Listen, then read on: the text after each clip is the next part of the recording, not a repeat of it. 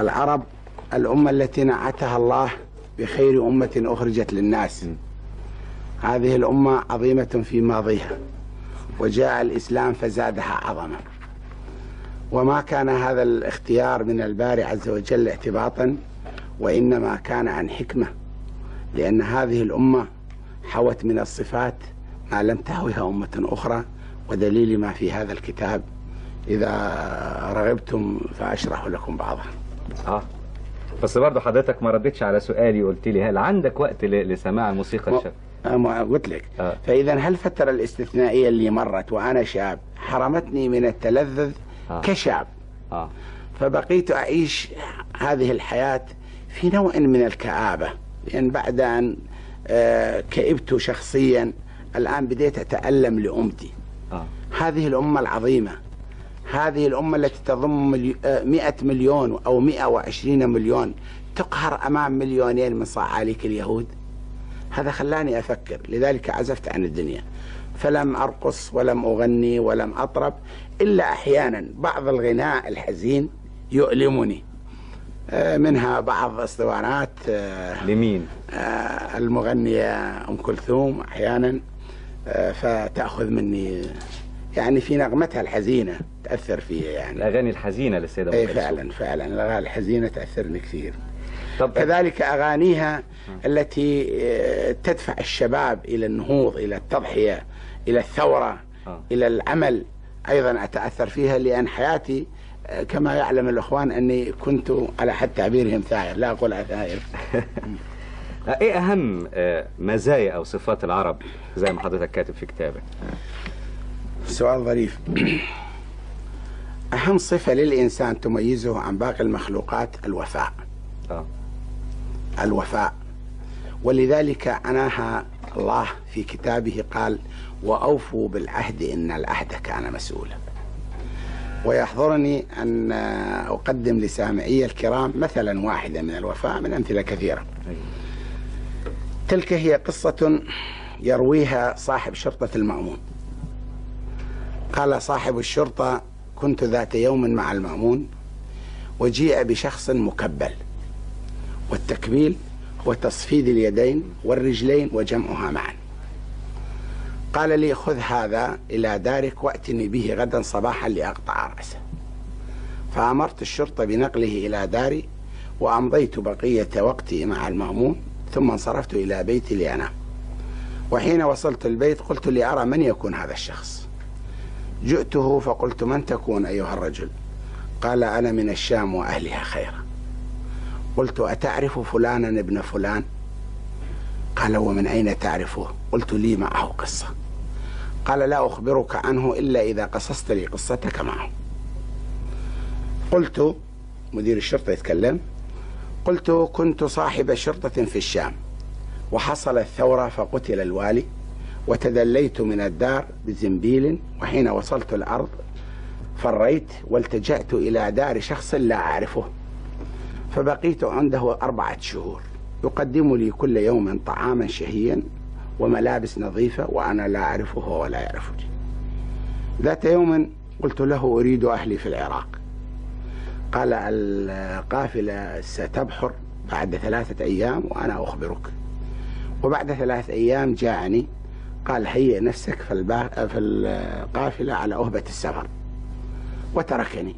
بدأت أفكر، قلت: كيف لي بالسفر وأنا لا أملك مالا ولا نقيرا؟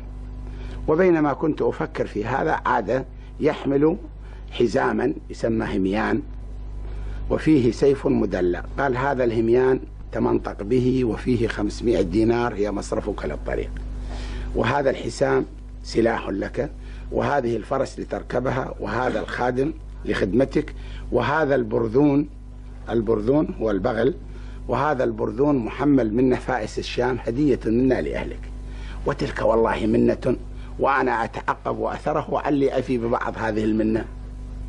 قال: أنا هو. المكبل قال: أنا هو. فأبصرت في وجهه وإذا به صاحبي، فأرسلت إلى حداد كسر قيده، وأدخلته الحمام واغتسل، وألبسته ملابس نظيفة، وقلت له: هذه 1000 دينار، وهذه فرسي، خذها واذهب ودعني أصارع المأمون. قال والله لن أفعلها. قلت لماذا؟ قال ذنبي عند المأمون عظيم وهو قاتل لا محالة، فإن ذهبت قتلك مكاني فلا أبرح، وألححت عليه فلم يفعل. قلت إذا تبقى هنا وأنا أذهب إلى المأمون ألتمسه، فإن أجابني فبها وإلا أرسلت إليك ليقطع رأسك. قال هذه أقبلها. وذهبت إلى البزاز واشتريت منه كفنا وأبقيت الكفن معي إلى الصباح، وفي الصباح صليت الصبح وجاءني رسول المأمون يطلب الرجل، فأخذت الكفن وذهبت. جئت إلى المأمون رأيته يتمشى في حديقة الدار.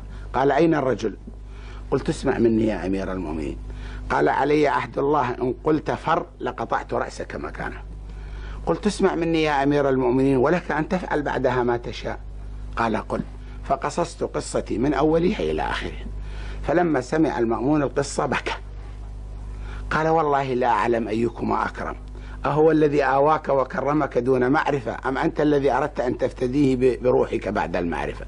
وأنا لا أريد أن أكون ألأمكما فقد عفوت عن الرجل أحضره، والآن طمعت فيه. قلت ذلك لا يكفي يا أمير المؤمنين. قال بل. قلت صله. قال وصلناه ب50,000 درهم.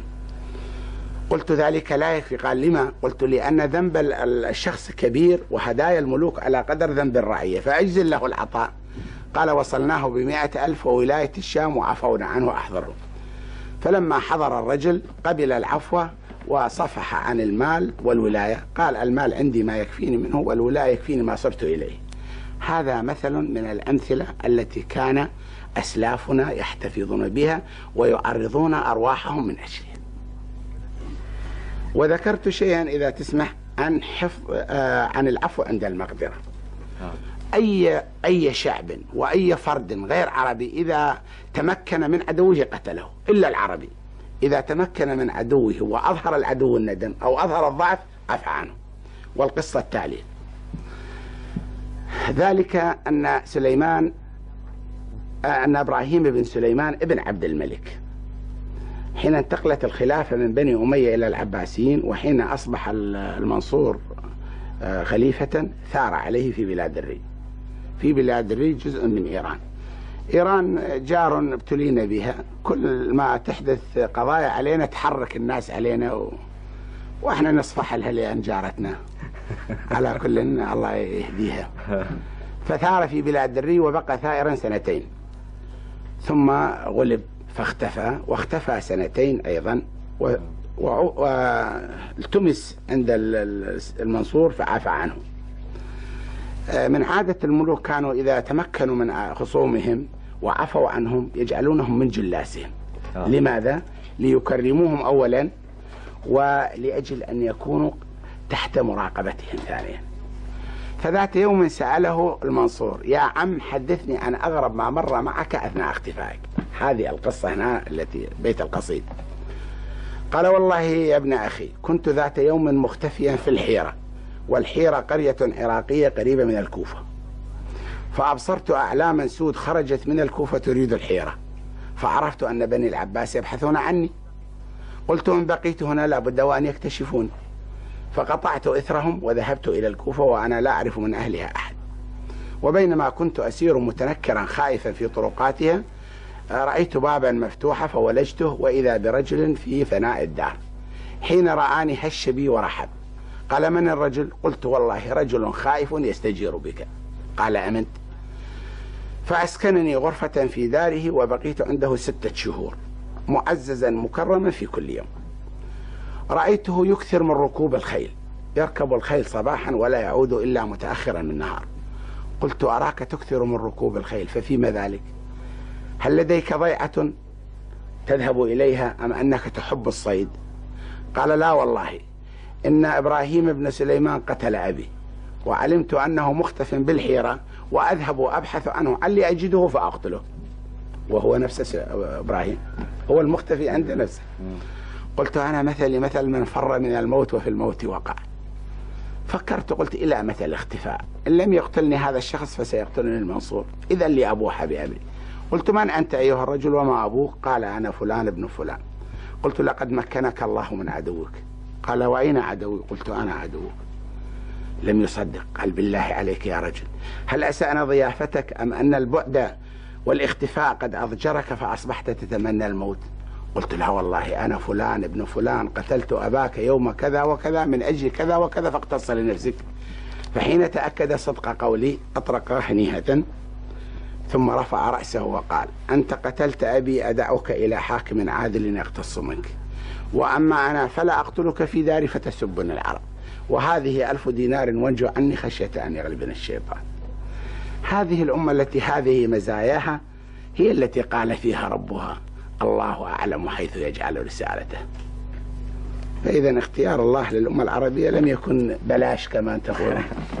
حضرتك يعني أرجو أن دي ما تكونش الزيارة الأخيرة لك في القاهرة، والمرة الجاية تكون فرصة أطول لنتعرف بحضرتك مش بس كمحافظ بغداد، كالفنان الأديب اللي قضى 16 سنة في السجون يفكر في الأمة العربية وفي عودتها إلى مثل زمان وخلق زمان. والله سرور يا أخي، لكن لو تدري وضعي في بغداد، يعني يوم اللي تركت بغداد رأيت الأرامل والأيتام وقوفا على باب المحافظة، لأن هؤلاء الذين العجزة والمقعدين لهم عندنا مرتب شهري يتقاضونه. قالوا أنت رايح من الذين يعطينا المرتب الشهري؟ فحتما سيعدون أيام الشهر يوم يوم، يقولون عجيبة هذا راح يمضي شهر عليه لو يعود قبل الشهر حتى ينطينا. لا حضرتك تبقى تديهم مقدما عشان تقدر تقعد عندنا هنا شهر أو أكثر إن شاء الله. لي الشرف يا أخي.